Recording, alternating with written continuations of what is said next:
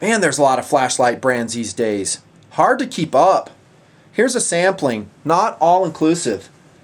Jetbeam, 4.7s, Claris, Streamlight, Sunwayman, Olight, Nightcore, Eagle Tac, Lumentop, Army Tech, Surefire, Zebra Light, Ray Tactical, all kinds of other tactical and proprietary brands I just don't have time to mention.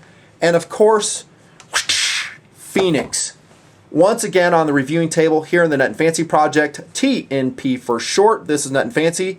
Flashlight review time on another great Fenix light, the TK15.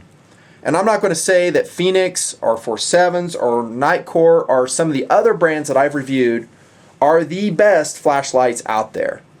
Lots of great brands, lots of great models. I only have so much time to search out, to test, and to verify the awesomeness of certain flashlights. That's what you're going to see in front of the TNP camera, just like this light. TK15 is indeed awesome. Shed some more light on it.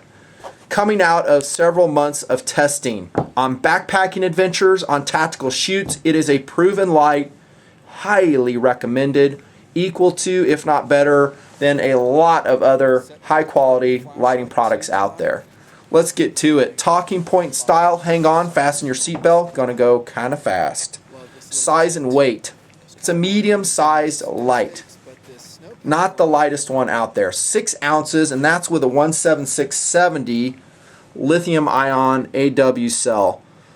Inside right now is an 18650, probably my favorite choice for the light. This one by Tenergy, I've shown you those before. This is a rechargeable lithium power cell. You have to have a special recharger for it, but it will save you lots of money, and man does it have some output. Love that sucker. Let's get to the construction while we're talking about this, because this is a flat-topped energy cell. With some lights, that can be a problem. I'm saying that there's no button on the positive side here.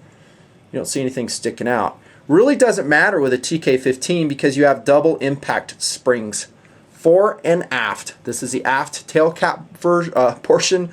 Then you can see up towards the emitter head, another spring. They serve multiple purposes. One of them is to shock isolate the battery. That's important if you throw it into the POU as weapon light. I'll talk about that in here down the road a bit.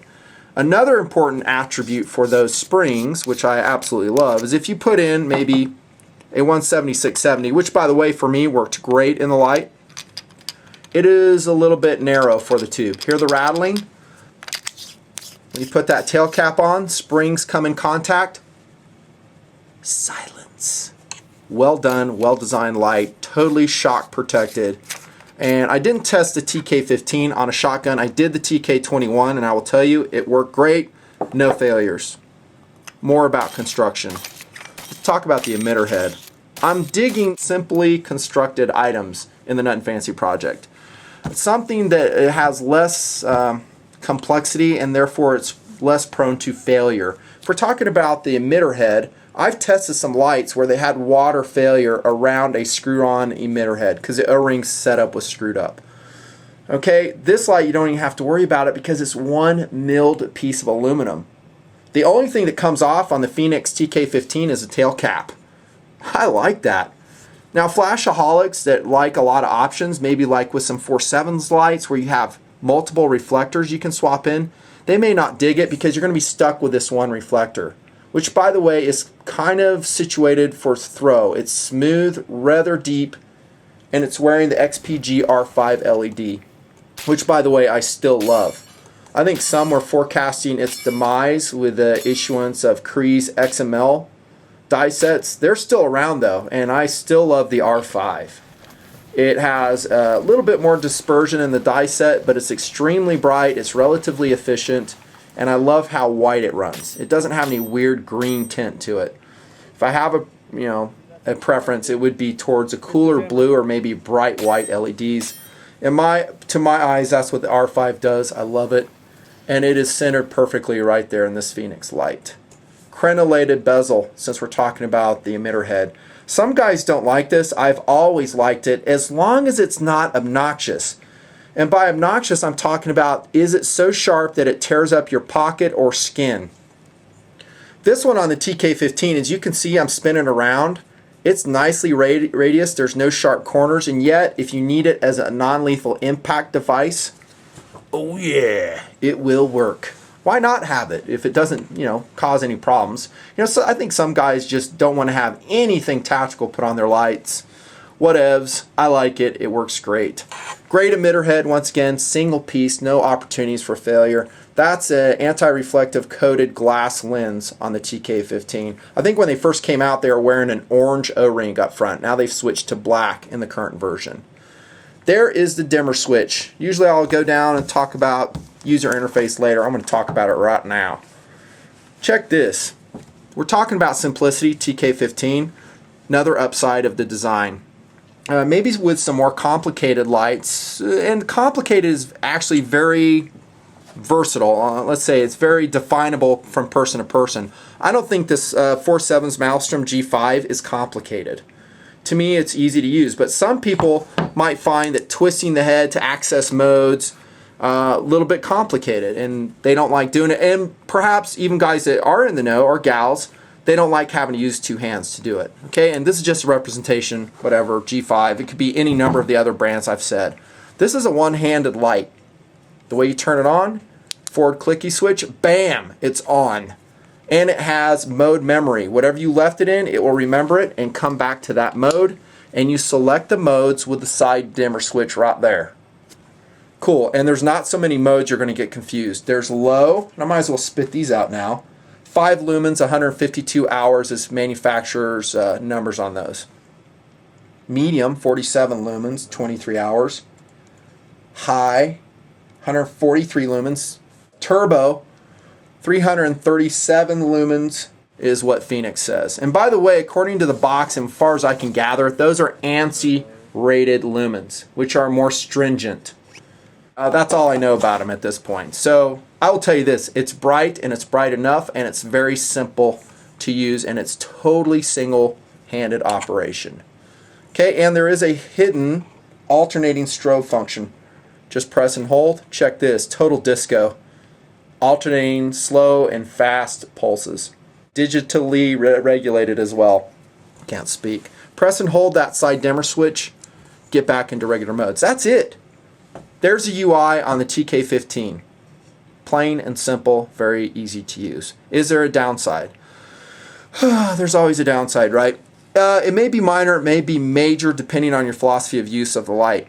One is that it's hard to find that dimmer switch with or without gloves. Again, in the backpacking adventure I took this on, I was having an issue with it.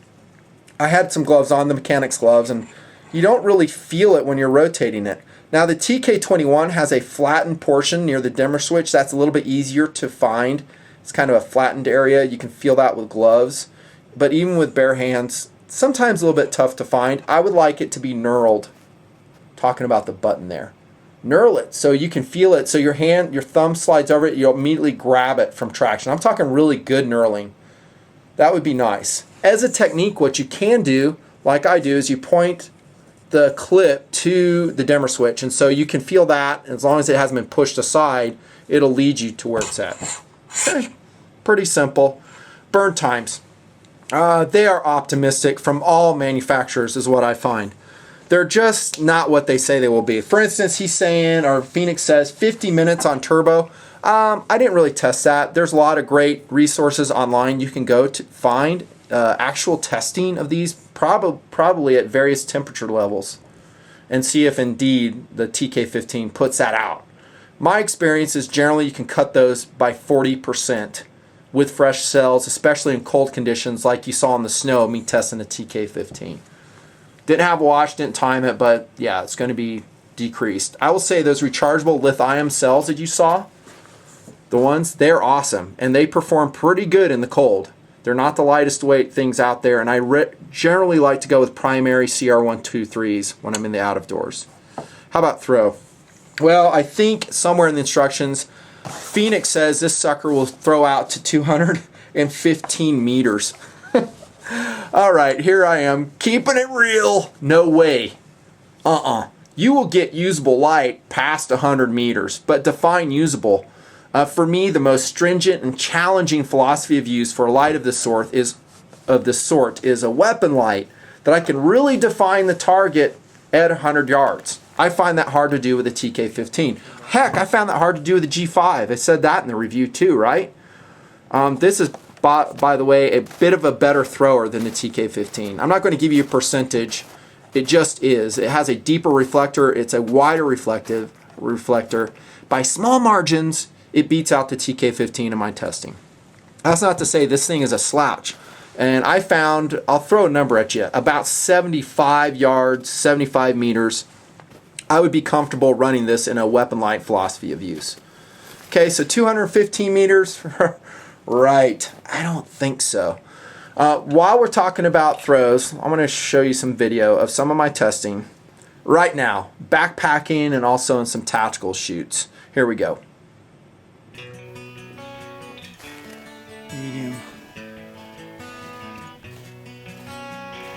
It's a pretty clean beam, done a hole in the center of it. I don't know if the camera's capturing that.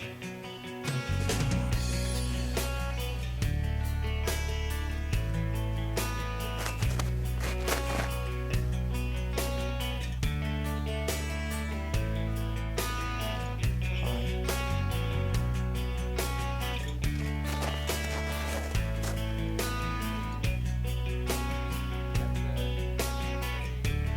15. There's turbo. Sorry to blind you, but I want to show the beam.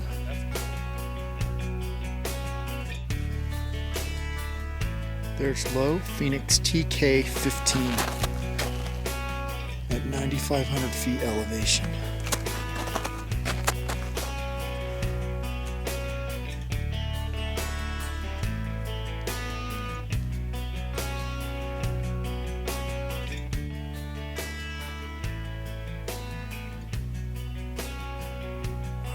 Testing ground this is.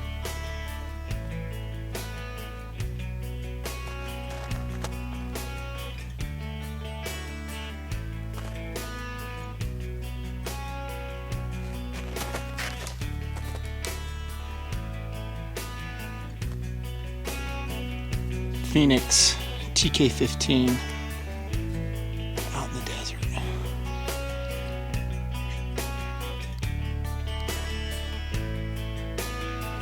Medium.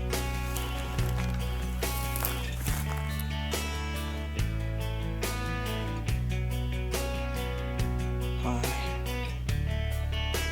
Turbo.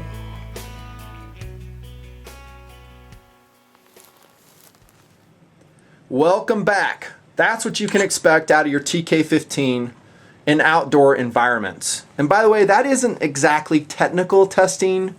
I think my camera does a good job of capturing what the TK15 can do, but not technical. I don't think you'll ever see that here in the Nutnfancy project because it's boring. I don't think most users want to know that. They want to know the generalities of what a light can do. You know, what's its throw, how bright is it, and generally the other stuff I'll cover. Oh, let me mention this, waterproofness. To me, that is a very important attribute for, I don't know, for lack of a better term, a tactical flashlight.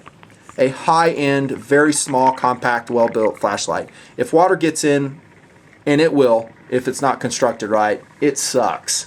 I am happy to report the TK15 in the Nutnfancy water testing pretty much rocked. And also, not every light has rocked in my water testing. I've had several fail it. Now, I'm not taking it down to 100 feet, you know, swimming with the fishies. If you want to do that, get a dive light. It's IPX8 waterproof rated. I think that's 12 feet for 24-hour static pressure. The way I test that is I take it down to 3 feet and I swish it around. Then I leave it there for like 8 hours. And then come back and see if it has any water leakage. TK15 had none at all. And I will say for a well-constructed and designed high-quality torch, you're not going to see that. And so your waterproofness on the TK15, wholly intact. It rocks. I don't even know where I'm at with TPs. I'm covering most of the stuff though. Versatility. Kind of mentioned the philosophy of use weapon light, but check this. The things you learn by actually testing your light. because when I looked at the TK15 and its brother, which you're going to see here in a second, the TK21, I'll probably tabletop that separately, I was like, these could actually be some pretty good weapon lights. I went outside, I checked their throws. I find that they have a little bit more dispersion that I like. I've yet to see a very tight, this size, this weight flashlight that can throw 100 yards, 100 meters to my satisfaction. I just have not seen it yet. Running on 123 power cells or 18650s. Okay, so I'm thinking, oh, this could be a good weapon light, you know, within 50 yards, definitely. This is before all my testing. So I slammed it on, Kel-Tec sub 2000. Also, I ran the TK21 on some shotguns. Here's what I found. Don't mount it like I have on the gun. See that? I got the dimmer switch on the bottom. Your hands move all over the place when you're under stress. And that's what I do in the Nutnfancy project. My runs are all timed. We're running. We're exhausted. And I do it for lots of reasons. One of them is I test gear that way. And you find out stuff you just wouldn't find out. My hand came up here while I was shooting, and I actuated it and put it in dim mode. Not good. Again, that's TK21. So here I am trying to, you know, acquire the target at about 20 yards and shoot, and I'm like having to waste time. Oh crap! Where's that side dimmer switch? And it's, you may say here on tabletop, well, it's right there. You won't say that when you're tactically shooting, especially if it's a defensive encounter. You may not remember where it's at all. You're stressed. My point is, reverse the light. I haven't done it yet. Put that dimmer switch clear up against your Picatinny rail so you can't access it easily. And I would not have it hanging out here in the middle of, you know, space where you can switch it, because you are going to screw yourself with it. Voice of experience. So just do your mode memory on it. So put it in high mode. I think this TK21 is in high mode right there. Twist it around. When you hit your rear switch, bam. Weapon light works. Another philosophy of use, first aid light, searchlight, perfection. Okay, it depends on what SAWC is telling you in your system. You may be very size limited, and honestly guys, I am very size and weight limited in my backpacking adventures, and when I brought this with me on my Moonscape backpacking adventure, it was mostly to test it. I generally don't pack a light this heavy, this big with me. It's too much. 6 ounces, too much.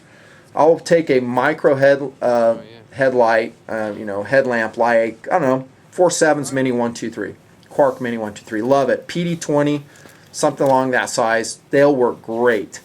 But for first aid use, a searchlight where you need a serious light to find someone or an animal that's lost, this light would rock. EDC light. I remain amazed at how big some of the knives guys carry, how big some of the lights they carry, but if you're willing to pack a 6 ounce light with this size emitter head, EDC light, you betcha. Also a bedside light, you know, home defense, absolutely. I would of course set it up for max brightness or whatever mode you think you'll need. Bedside light, be a great philosophy of use. Also vehicle light, versatility. By the way, like all Fenix lights, it comes with their little package of accessories. The holster, which is actually okay. It's not like totally awesome, but it is quick detachable. Medium quality nylon. Fits the light well. It's super lightweight, and it's included. I really don't have many issues with it. Works great. You know, Molly attachment holster would probably be my favorite, because it can go on LBE. Military guys will like that, and on civilian belts. Also, you'll get your spare O-rings, an orange tail cap, and a lanyard in the box with your TK15. Track record. As far as I can tell, awesome. And I can't tell you what LEDs will be put into the Fenix lights to come. I think probably too much is made of that. Like I said, I'm very happy with the XPG R5 LED. It's been a great performer for me. Who knows what they're going to throw in the TK15 in the future, or other lights. It might be the XML. There's a TK21 running that. You know, there's S2s. They came and went. Who knows? I wouldn't get too wrapped around the axle about it. Dude, you're putting out 337 lumens with this light. Okay, that's a lot, and in most philosophies of use, it'll be plenty, you know. So if you buy a light and then it gets superseded by a different LED, don't sweat it. It still rocks. Haven't heard of many failures of this. Talking to my buddy PFI dude, he deals this stuff. He tells me about failure rates. Not too many. In fact, he says Fenix is pretty stellar when it comes to reliability. Rockin'. Cost and value. Well, I remain amazed at the cost and value of all these lights. I'm going to ballpark it around 80 bucks. Look in the upper right if you want to get a smoking deal on Fenix lights, 4.7's lights, or whatever else he's dealing at the time. Use a Nutnfancy discount code if there is one. With that, you might be lucky enough to get it around $68. Price subject to change. Don't hold me to it. Totally worth the money. I come away very impressed and much liking the Fenix TK15. There's a lot of great lights out there, no doubt. This one, by the way, comes with a 2-year warranty. I think it's like a no questions asked warranty. Excellent regulation. Don't know if I mentioned that. It is simple. Just like I said, you can't screw up your emitter head. You can't get dust in there. It doesn't have an opportunity for water to get in there. It has a very simple UI that you will master very quickly. And if you give it to someone who doesn't know high performance flashlights like this, they'll master it pretty quickly. Okay, good construction, not the lightest thing in the world, but man, it throws pretty darn good. About very well out to 75 meters, and it washes out a little bit after that. That is the Fenix TK15, highly recommended. That's a Nutnfancy review. Thanks guys for all the support. More gear reviews